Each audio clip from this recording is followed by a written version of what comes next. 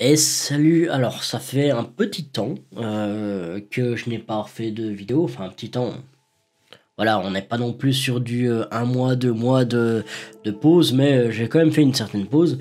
Euh, Raison de santé en fait, hein, tout simplement, j'étais totalement décalé au niveau de mon sommeil. Et rien que pour rattraper en fait tout le sommeil que j'ai fait, ben c'était très difficile donc en fait à reprendre mine de rien. C'est pas juste comme quelqu'un du Discord il m'a fait bah tu n'as qu'à dormir. Oui, si c'était si simple, je si c'était si simple j'aurais pas fait de pause en fait.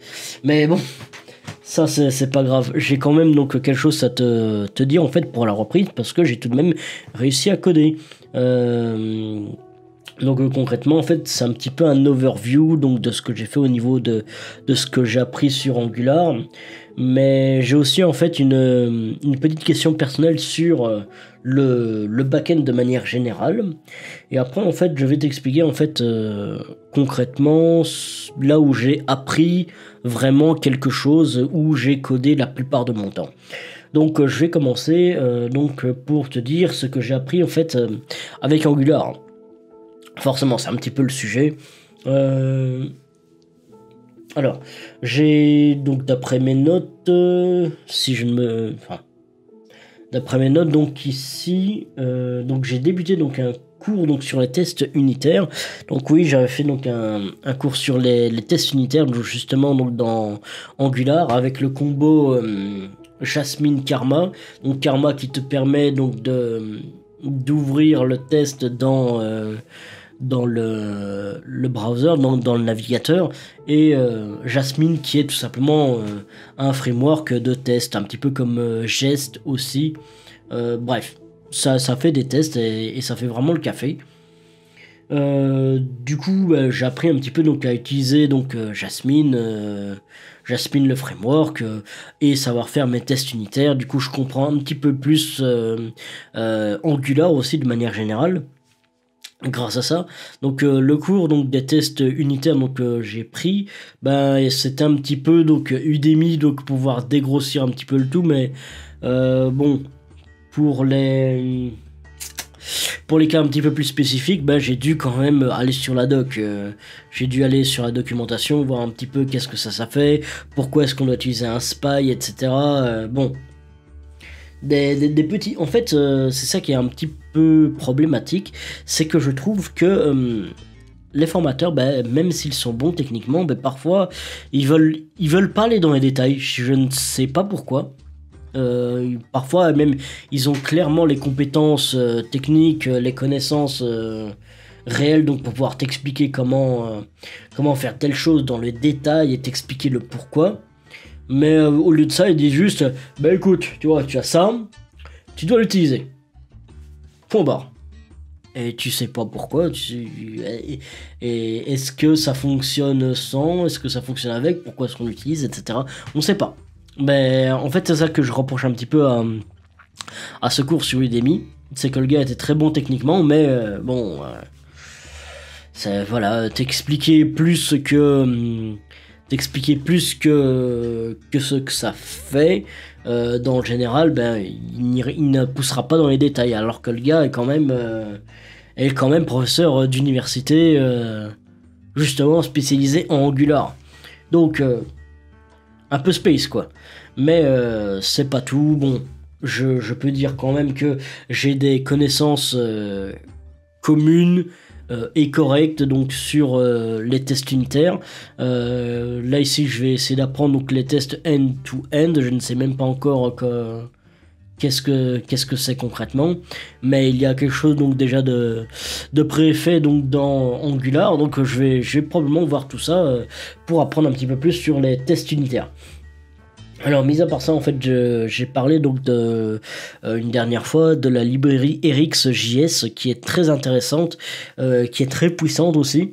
Mais bah, j'ai pris en fait un cours donc du même gars en question euh, qui parle du RxJS et franchement, je crois que j'ai jamais été autant déçu d'un cours sur Udemy. Je crois que j'ai jamais été autant déçu. Le pourquoi? Ben parce que le gars, on le sait bien qu'il est très bon techniquement, il n'y a pas de problème. Il pourrait t'expliquer encore des détails, mais non en fait. Et dans en fait la formation, en fait, il a juste expliqué en fait comment convertir une application non réactive en une application réactive avec RxJS.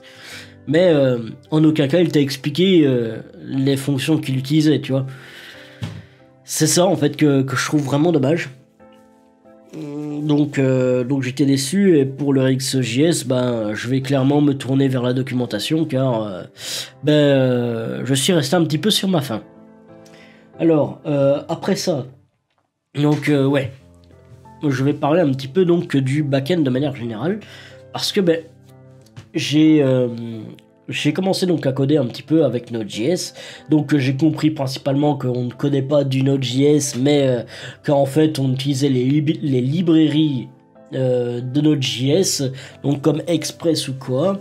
Donc c'est peut-être un détail, mais pour moi, je pensais vraiment que même les boucles dans Node.js étaient totalement différentes du JavaScript, mais en fait, je sais même pas pourquoi est-ce que je pensais ça, parce que c'est du JavaScript. Donc bref, biais cognitif de ma part ou je sais pas quoi, mais au moins j'ai compris donc un petit peu plus sur Node.js. Donc j'ai codé, j'ai commencé à faire un petit système d'authentification, un système de route, un petit site web basique. J'ai été déçu. Voilà, pas déçu de la technologie, mais j'ai pas été emballé plus que ça par Node.js en fait. Ça m'emballe beaucoup plus en fait d'apprendre justement donc un back-end en Java ou en .NET. Je sais pas pourquoi ça m'attire beaucoup plus que Node.js. En plus j'ai testé et je dis oui d'accord, on utilise Express, j'utilise Koa à la rigueur. Ici principalement j'ai utilisé donc Express. Ouais d'accord, il y a ça, ok, tu en fais un listener et ouais super, c'est cool, mais vraiment j'ai pas été emballé, donc ça me fait poser vraiment la question, est-ce que j'ai envie de continuer donc du Node.js? Alors oui, dans le sens que pour faire des API REST c'est super cool, mais en tant que back-end, je pense que je vais me diriger sur autre chose. Voilà, et j'hésite entre le Java et le C#. Voilà, je sais bien qu'avec le framework .NET, donc en C#, c'est passé le 3e serveur le plus rapide à exécuter à quelques détails près. Le 2e c'est Java, et le premier c'est un serveur fait en Rust. Alors le Rust, je me sens pas encore capable de coder en Rust. Mais pour du Java ou du .NET, donc du C#, je me suis dit pourquoi pas, j'ai des connaissances, j'ai un début de connaissance donc dans les deux langages là. Je me dis c'est pas impossible, je sais déjà faire, je sais faire donc des algorithmies basiques. Enfin, quand je parle d'algorithmie, je parle vraiment utiliser les boucles, les objets, les arrays, etc. Le typage. Je connais un petit peu les data structures, on va dire. Mais voilà, je me pose la question, donc est-ce que je me baserai pas sur un autre type de back-end? Surtout que j'ai vu que niveau professionnel, au niveau des offres, Node.js n'est pas vraiment demandé au niveau donc des offres. Alors ça m'a étonné en fait pendant un moment, mais en fait en regardant, j'ai remarqué que les serveurs Node.js ont certains avantages, mais au niveau vitesse, au niveau rapidité, ils sont clairement dépassés en fait. Je vais me renseigner en fait le comment, le pourquoi, mais apparemment un serveur Java ou .NET, même Rust, sont incroyablement plus rapides qu'un serveur Node.js. Donc je vais me renseigner par rapport à ça, et s'il y a le packaging assez consistant, j'en ferai probablement une vidéo, parce que c'est plutôt intéressant. C'est plutôt intéressant parce que ça explique aussi pourquoi il y a des offres contenant ces technologies sur le marché. Alors, mis à part ça, parce que c'est tout ce que j'ai à dire là-dessus. Oui, donc si j'ai pas précisé, je vais quand même apprendre le Node.js pour pouvoir faire des API REST, mais au niveau du back-end en lui-même, je vais me diriger très probablement sur une autre technologie. Ouais, voilà. Maintenant, là où j'ai passé le plus clair de mon temps, parce que comme j'avais pas forcément d'idée d'application, donc à faire en Angular, refaire un petit peu ce que j'avais commencé à faire. Bon, c'était plus du CSS que du code, donc je me suis dit bon, d'accord, je le fais, mais c'est plus mon objectif principal. En fait, j'ai repris les Code Wars. Voilà, si tu connais pas Code Wars, c'est une plateforme où tu peux faire de l'algorithmie, basiquement. Tu résous des problèmes en code, on te donne des instructions, et tu as des tests unitaires justement pour tester si ton algorithme, si ta solution fonctionne dans tous les cas. Donc je t'invite, donc si tu es jeune codeur, eh bien vraiment va sur Code Wars, c'est très intéressant. Et même si tu en viens à des utilisations beaucoup trop complexes, en fait, tu as toujours la solution donc de débloquer les solutions. Certes, tu ne gagnes pas de points, mais au moins tu débloques la solution et tu peux essayer de comprendre en fait comment ça fonctionne, pourquoi ça fonctionne comme ça, pourquoi est-ce que c'est la manière la plus optimisée, et il y a des utilisations qui sont vraiment pas mal. Donc voilà. Je t'invite donc à aller faire le Code Wars. Donc revenons-en donc sur le sujet du Code Wars. Qu'est-ce qui s'est passé? J'ai fait ça, donc j'ai même pu monter donc un nouveau queue depuis que j'ai arrêté. J'ai repris un petit peu l'algorithmie. Alors j'ai galéré sur un problème qui disait juste ta fonction elle doit faire 28 caractères maximum. J'étais là mais quoi? Ça n'a aucun sens. Et même j'ai réussi à faire un truc mais vraiment minifié, minime. J'étais super content et je vois non, c'est 33 caractères, donc ça va pas mon coco. J'avais le seum à crever. En fait il y avait qu'une seule solution possible. Voilà quoi. C'est intéressant en fait pour l'utilisation de la fonction, mais ça en plus, tandis que j'ai réussi à faire un autre Code Wars où là je me suis amusé en fait, et c'est là qu'en fait c'est ça, je retrouve un petit peu de l'amusement là-dessus. C'est plus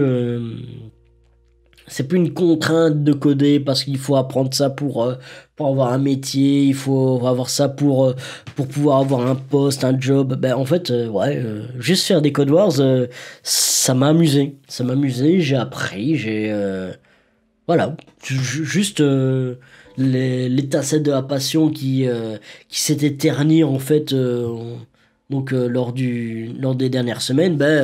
Ça reprend petit à petit, donc je suis hype par Code Wars en fait, et peut-être que je ferai peut-être tous les mois, je sais pas, c'est juste une idée comme ça de pourquoi pas faire donc une émission donc dédiée au Code Wars, et voir quelles solutions est-ce qu'on pourrait trouver. Voilà quoi, peut-être même les faire donc en live coding, ça serait peut-être intéressant. Ouais, pourquoi pas. Voilà, des petites idées comme ça. Donc de toute façon, quand ça arrivera, je ferai sûrement une annonce sur la chaîne, donc pas de panique. Mais est-ce que toi, par exemple, ça t'intéresserait les live coding?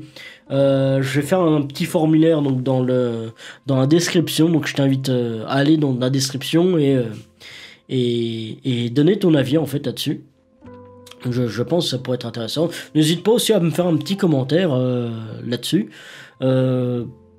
Si tu as envie de détailler un petit peu plus ta réponse, ou bien est-ce que tu penses qu'il faudrait utiliser un autre format que j'ai pas pensé. Enfin, bref, n'hésite pas à me donner donc des retours. Concrètement, c'est ça que ça veut dire. N'hésitez pas aussi à partager en fait la playlist en elle-même. Je pense que ça peut. Je pense que ça peut donc inciter en fait des gens à faire donc ce genre de challenge, ou pas, ou bien tout simplement apprendre de mes erreurs. Donc Donc voilà quoi, n'hésite pas à partager la playlist, n'hésite pas à t'abonner non plus si ce n'est pas déjà fait. Mais en tout cas merci d'avoir regardé donc la vidéo donc jusqu'ici. Voilà, c'était une petite reprise calme, un quart d'heure de vidéo, mais voilà. Donc merci donc d'avoir regardé. Si je me suis encore répété, c'est pas grave. C'est pas grave, mais surtout, si ça c'est pas grave, n'abandonne juste jamais tes rêves. À bientôt pour la prochaine vidéo. Ciao ciao.